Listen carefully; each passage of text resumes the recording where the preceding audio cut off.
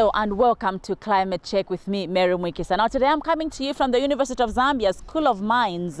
Now Zambia is a mining country primarily, and because of that we will be focusing on the targeted 3 million metric tons of copper production by 2031. And this aligns well with the emerging global opportunities of the just transition to clean energy. And talking about energy, we know that the production of electric vehicles and batteries as well as solar panels relies mostly on critical minerals that are found in Zambia.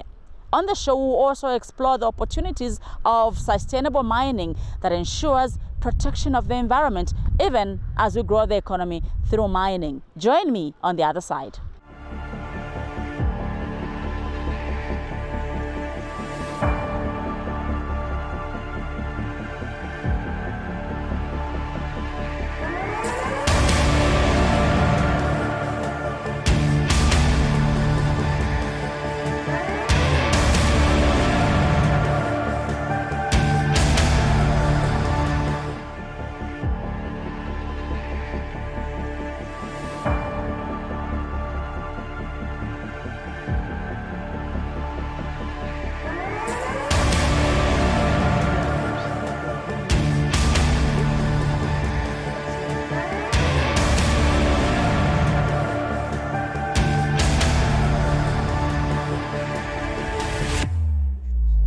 Mining confronts the key pillars of sustainable development.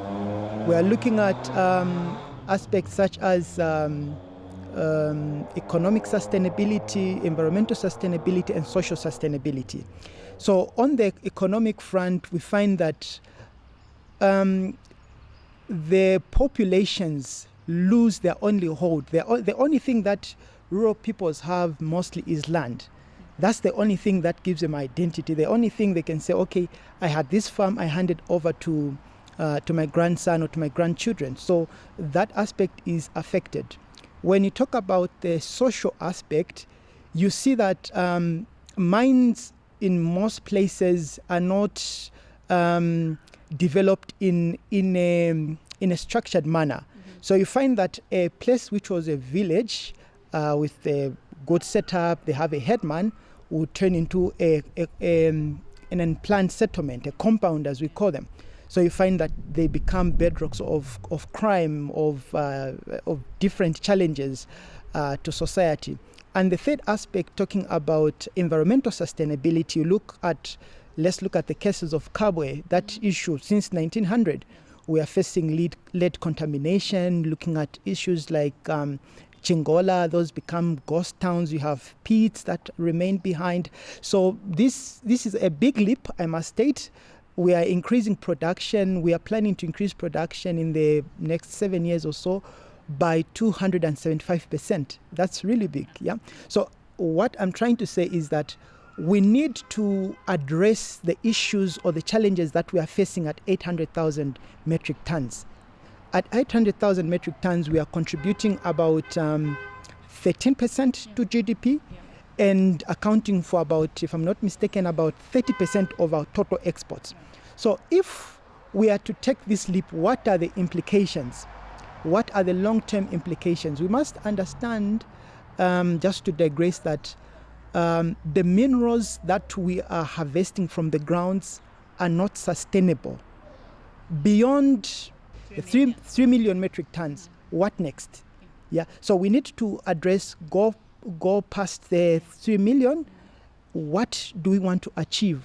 And how do we ensure that the poorest of the poor is it Chingola or wherever the rural community will benefit from that mine?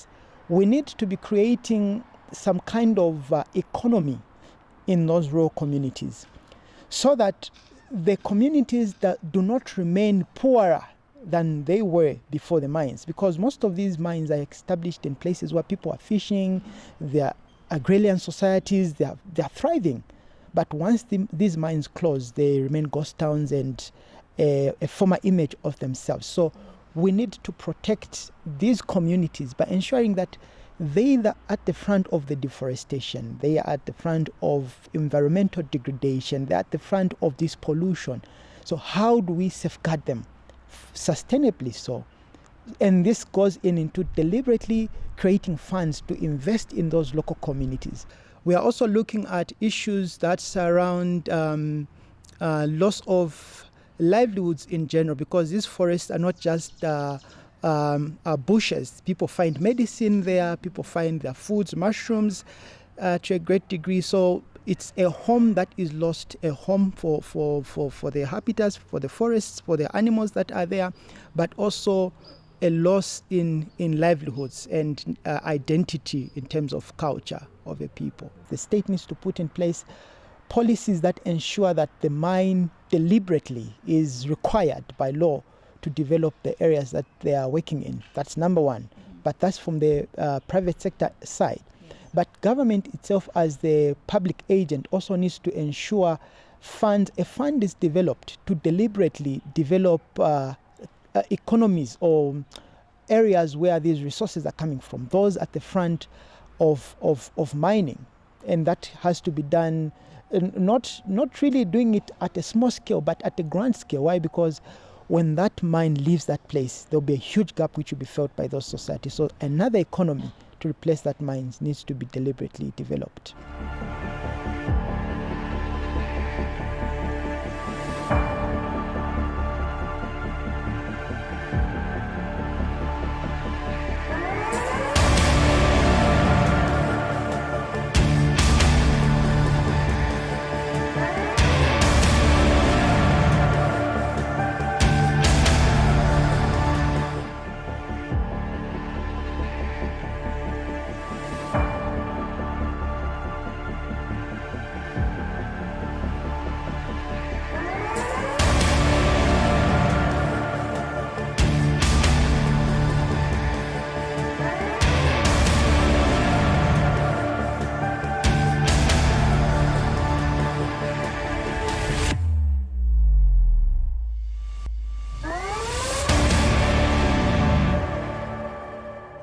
I think that there's been an increase in the production of copper, I think over the past few years.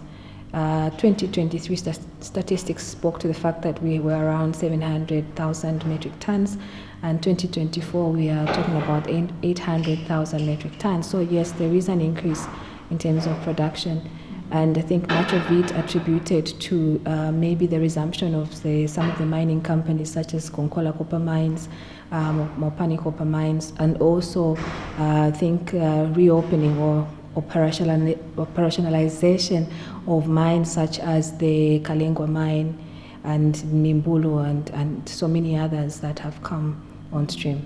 And often I think when you hear the copper prices have gone down, you see a lot of reports on the fact that our revenues are going down and so on. So there is indeed an impact on our economy.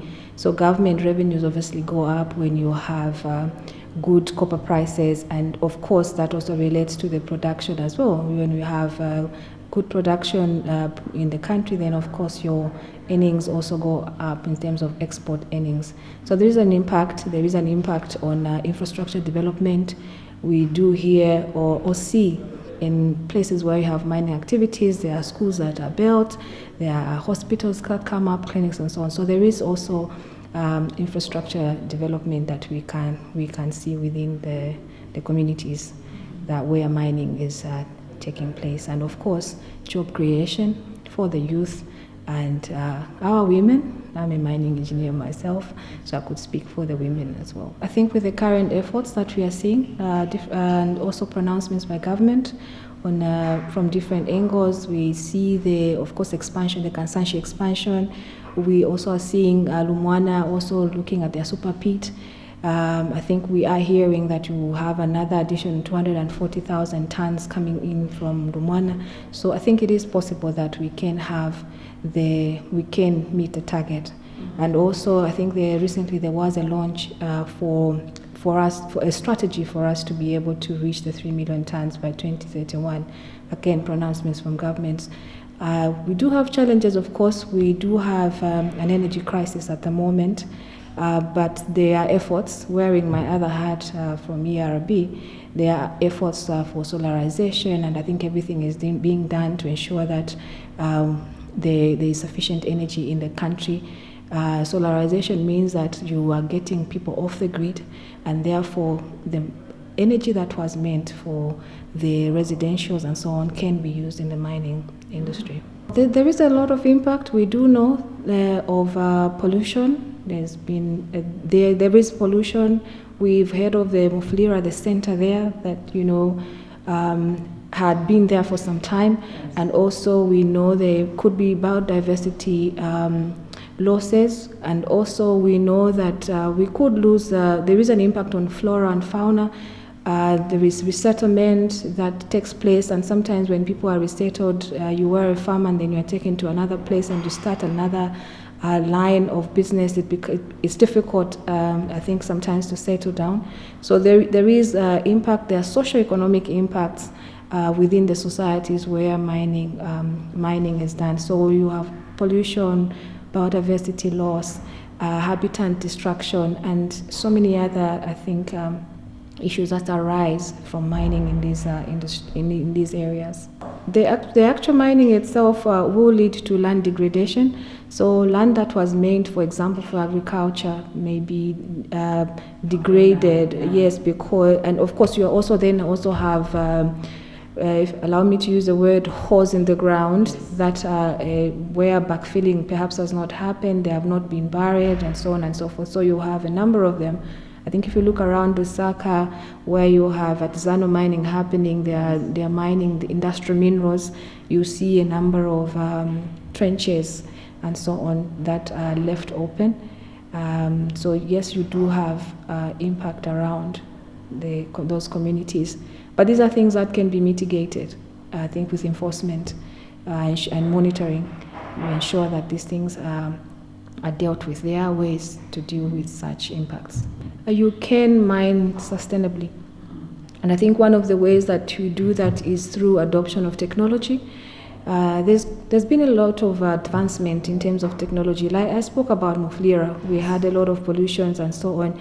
Right now, I do know that Mopani is using what is called an ISS melt, which ensures that what is being emitted into the atmosphere is not as much as was emitted then.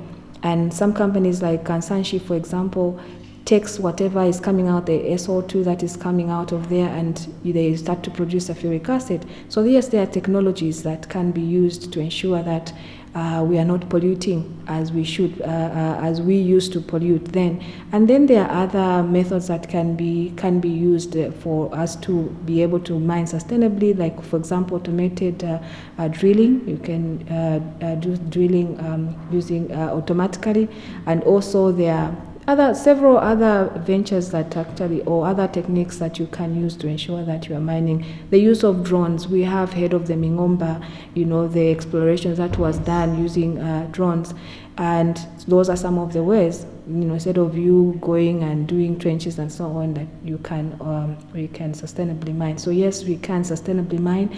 There are advancements, there are technological advancements in processing. Mineral processing, of course, is what causes the mineral processing extraction is what causes the pollution in the air. But then also we can also do what is called progressive rehabilitation. And the Minerals Development Act, I think Part 6 does speak to the fact that we must rehabilitate. So when the mines are operating, they must also start to rehabilitate wherever those holes, they must backfill, and they must also maybe revegetate or reforestation and so on and so forth. So they are mandated actually by law that these things must start happening. Whilst you are mining, also ensure that you are burying the holes that you are leaving. I think that the mining companies are trying to comply. I think we do. Maybe where we have a lot of problems is when we look at small-scale mining, but I think the large ones are complying. But we could also, one of the things that we can do maybe through ZEMA is set up a real-time monitoring system where you can monitor what is being what the air, where you can the air quality, where you can monitor the water quality and so on. We've heard so many times that there's been pollution in the water bodies have been polluted. But if you have real-time monitoring, you should be able then to say there's some monitoring before people around there are affected. What solutions can we put in place for us to be able to curb this? So we have good laws, and I think they of course there's nothing that is perfect. We can strengthen and improve some of those. I am aware that the Mining Development Act number 11 of 2015 is under review, and obviously some of these issues that are raised now to look at Sano, small scale and so on are incorporated in there, but we can strengthen our monitoring mechanisms. But I do know that government has put what is, I think they are calling the Minerals Commission to delegate their regulatory function to these commissions, and then they deal with the policy matters. So I hope that, I think once the act is passed and we will be able to see that these things are brought to the grassroots, if you can call it that, and therefore we see enhanced monitoring of activities within the areas. The University of Zambia does run a program in the School of Mines that looks at sustainable mining. So we've done a bit of research around there, looking at the host community, what are some of the issues that are coming out of there, looking at corporate social responsibility, and the fact that it has no force of law. So it's up to the company actually to decide what they're going to do in that area after the mine has closed or during the life of the mine. But I think that they do engage. I think from the beginning, members in the community are part of what is called the environmental impact assessment. At that stage, the community is involved. That's why you have the resettlement issues dealt with and so on. The company must be able to get a social license to operate in an area. If the members of that area or the host community say we can't have this mine here, most likely that mine won't go ahead to set up in that area. So the rights, I think, are taken into consideration at that point. But maybe what lacks is what we've seen. Some of the results that have come out of the studies we've done is that they are not involved in progressive rehabilitation. What is the mine doing as they are mining? How are they dealing with the issues that are arising, like pollution and so on? But I think that they have, of course, they can report to ZEMA. I think and the issue of real-time monitoring, I think, comes in. But in terms of them being part of it, I think they are involved from inception when the mining company is setting up. And along the way, I do know that there are communities. We've gone in several mines to go and look at the community, how they're interacting with the mining industry and so on, where have they set up. We've gone into Lumwana. I think we did go into Kansanshi as well, Lubambe. So there are committees that are formed for them to be able to discuss this, or development committees that are formed within these host communities. So I think that if those are strengthened and perhaps backed with the force of law to ensure that the mines perhaps are required to do certain things, of course, which they do. Most times they do without being forced. They set up schools, they build schools, and they also set up clinics and so on and so forth.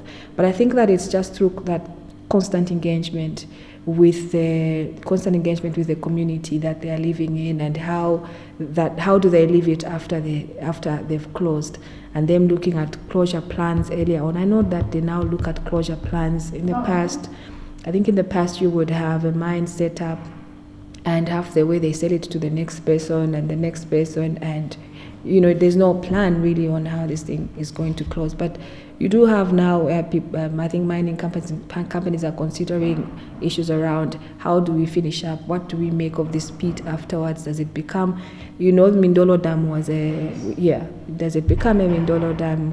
What do we do after we've closed? But these are discussions that they need to start having with the communities. This is what we are thinking, and so on. So it's constant engagement. But I think that they have invested. I think we've seen a lot of investment around where they're living, and how that we are benefiting. We may not be getting, the communities may not be getting money, but you have your child going to a good school, you have health services that are nearby, and they contribute to you being healthy, and at the end of it, you're able to do your own job if it's lecturing or doing whatever you are doing, if it's teaching in that area. So they do, but I think maybe we need to kind of do much more. Whether this becomes law or not, that we're yet to see.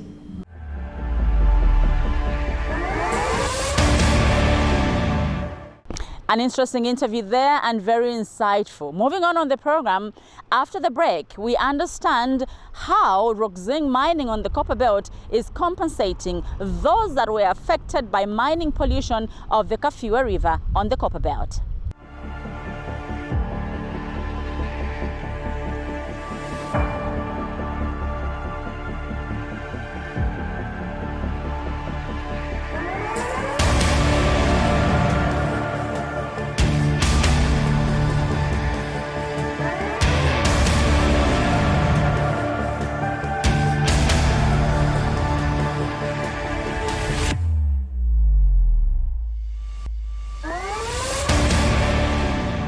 Our project is working in the site where Rongzing is. The rights holders that we're working with, we're training on how to negotiate for compensation right in the wetland that was polluted by Rongzing. The compensation needs to equate the damage, yeah? And the evaluation of the damage needs to be open and transparent. Yeah, stakeholders need to be engaged, the local communities need to be engaged. It doesn't have to be one-sided. No, we've done this damage and this is the compensation. So coming from a civil society perspective, I believe there's need for engagement with these local communities on the ground, with their leaders, with the actual affected peoples. Really, what is the scale of this damage? How long will this damage take? For example, if you damage a field of maize, you're not just looking at 1 hectare for one season. That's a lifetime of a loss. How do we ensure that compensation is fair for both ends? Not only too stiff for the polluter, but also fair for the ones that are being compensated. So it's good news that Rongzing wants to compensate. So we are at the front and we are trying to capacitate the people that are on the ground, the ones that are most affected by these situations. As a person in Lusaka, for example, if the Kafue River is polluted, I'll maybe drink groundwater from the borehole. I'll maybe buy water purchased in the store.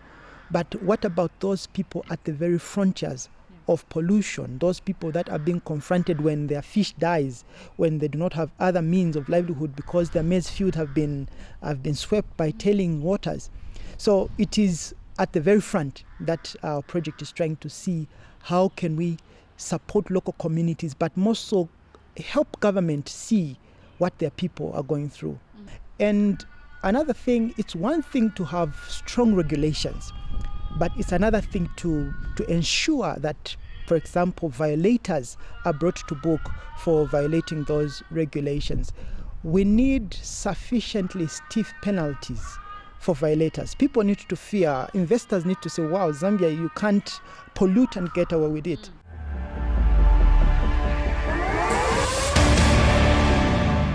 This is Climate Check coming to you from the University of Zambia School of Mines. Right now, we take a short break.